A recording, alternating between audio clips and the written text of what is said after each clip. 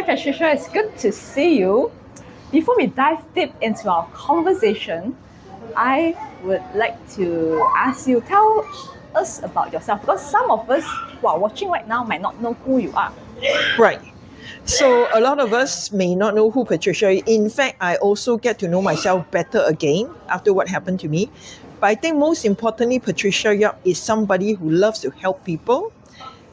What sort of aspect I like to help? I like to help people to win, especially financially, because I'm actually a stockbroker.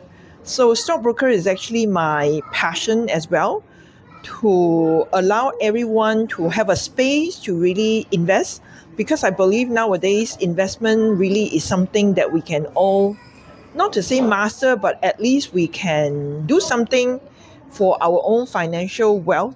Financial life, which is very important. So yes, if you were to ask me who I am somebody who likes to help people to win financially, abundantly, having an abundant life. And because of that, I also feel it's very important to be a good communicator. So that's when I become a Toastmaster. So Patricia Yap is also a Toastmasters enthusiast.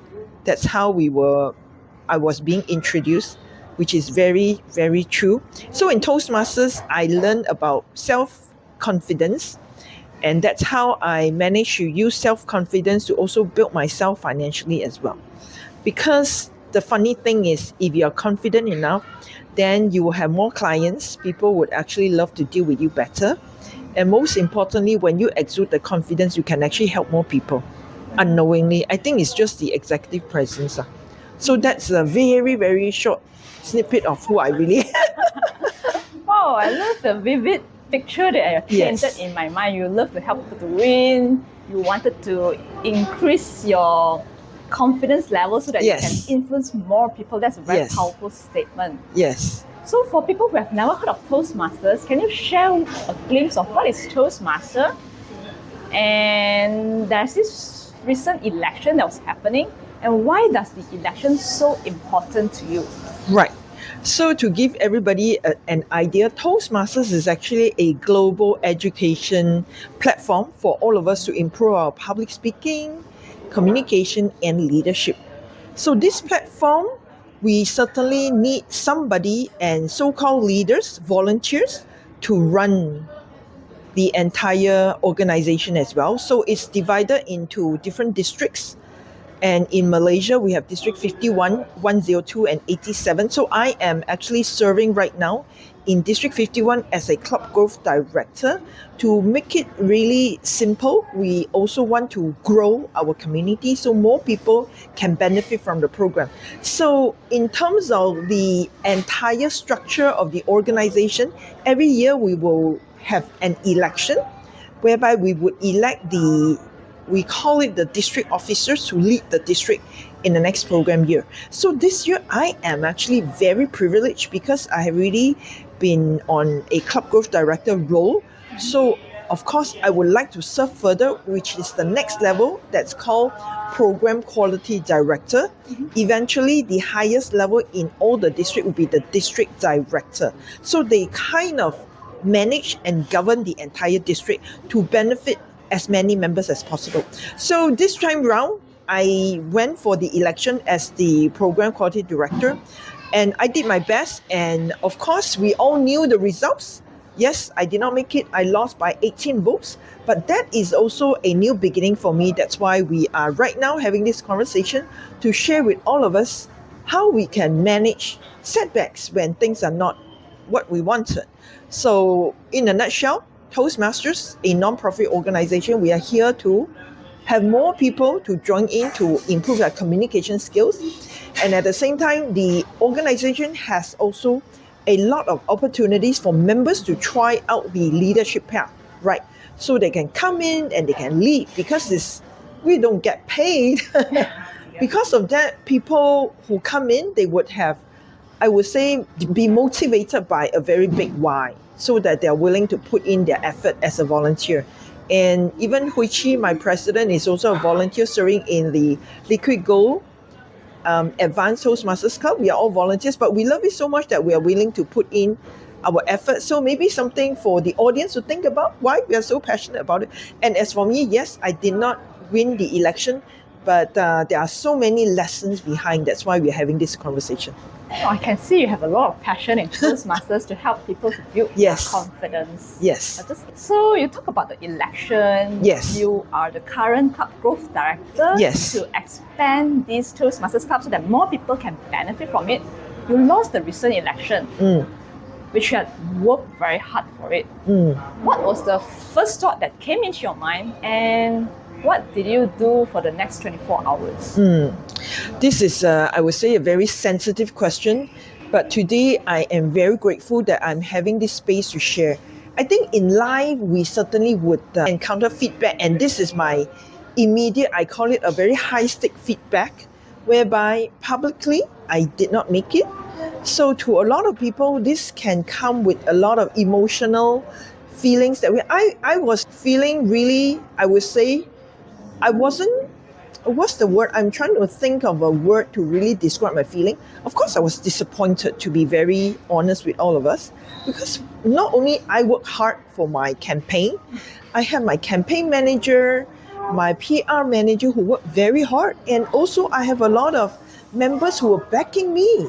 They wanted me to go all out so that I could win the election. As all of us have known, in all elections, there would be a winner. There would also be somebody who did not win. And this is just a reality. And when it kicked in, I was feeling disappointed. But at the same time, I was also feeling this kind of a shameful feeling that I wasn't good enough, right? Because to be very honest with all of us, one of the very important happening in the election process, I need to give a campaign speech. I need to give a campaign speech, 2-minute campaign speech. And I was kind of upset the fact that even though I did my best, but my campaign speech wasn't the best that I could have given. So that, of course, keep running at the back of my mind. And I was, for the first 24 hours, I was just replaying what went wrong. What went wrong? That was what my mind was telling me.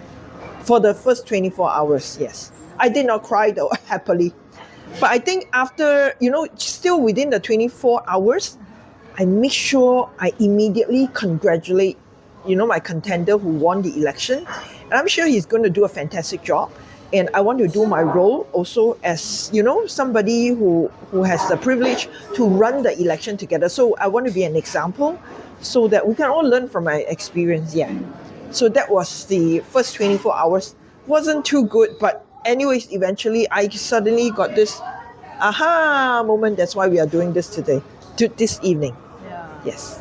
I can really feel it because as a seasoned Toastmaster, a very strong speaker, but you face that kind of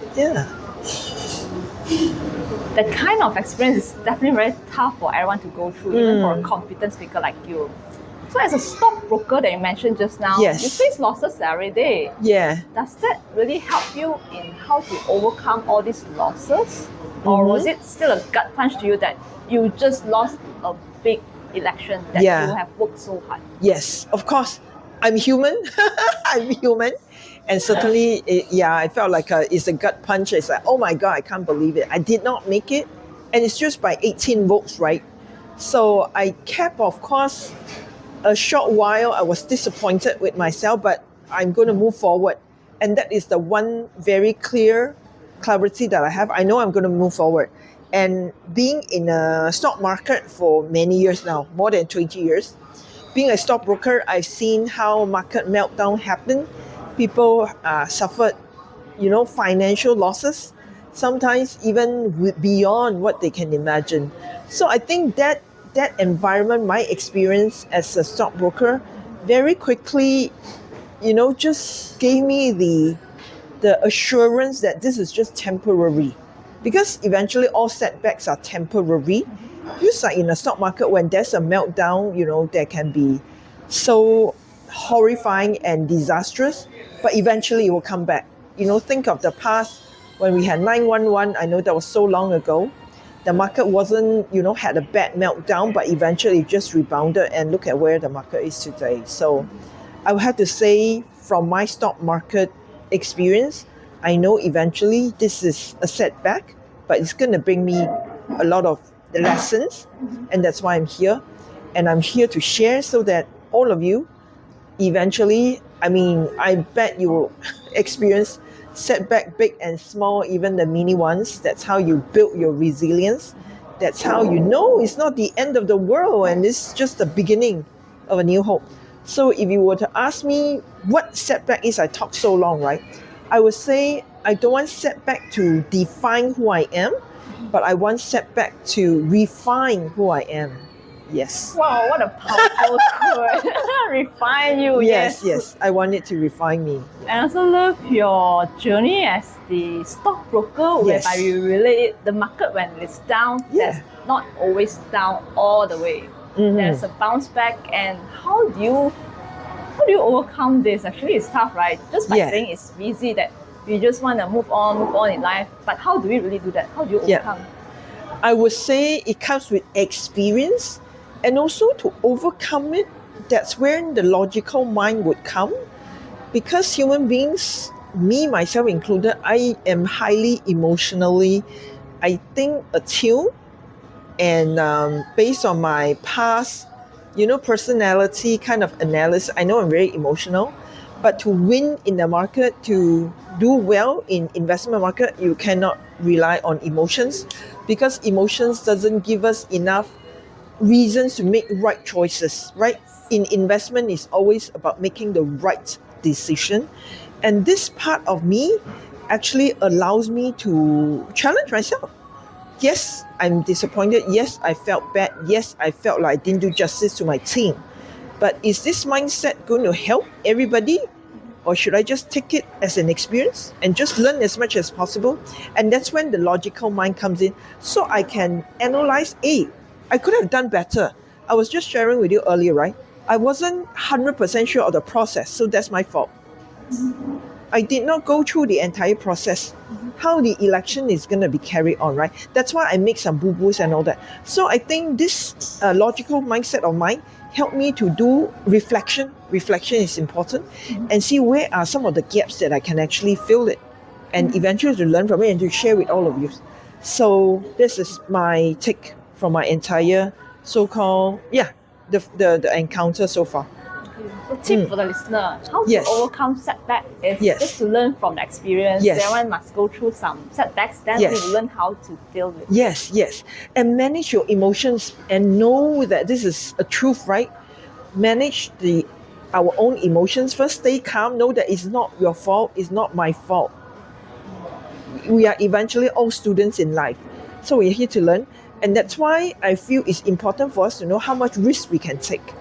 Even for me, stepping in the election, I know eventually if I did not make it, I can take that risk. The risk is what? Being embarrassed, feeling shameful, or perhaps not, people are going to talk. Like there'll be criticism, unsolicited advice and all that.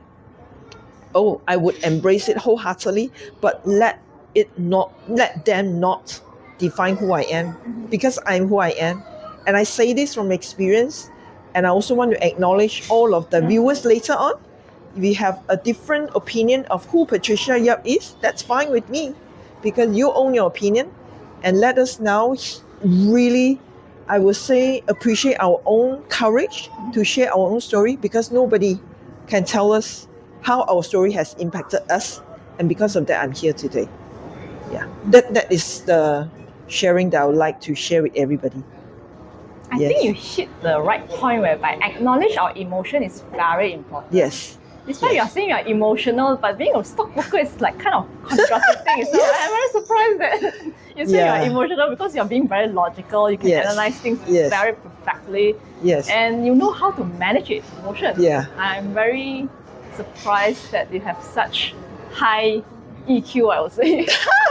I think it's through years of experience. And sometimes when you are in there, right, you have no choice but to go through the journey. Yeah. I think that journey itself would actually allow us to strengthen our muscles, and knowing that this is how our brain works. Actually, you can always rewire your brain to make your brain tougher, because it's part of the training that we seldom talk about.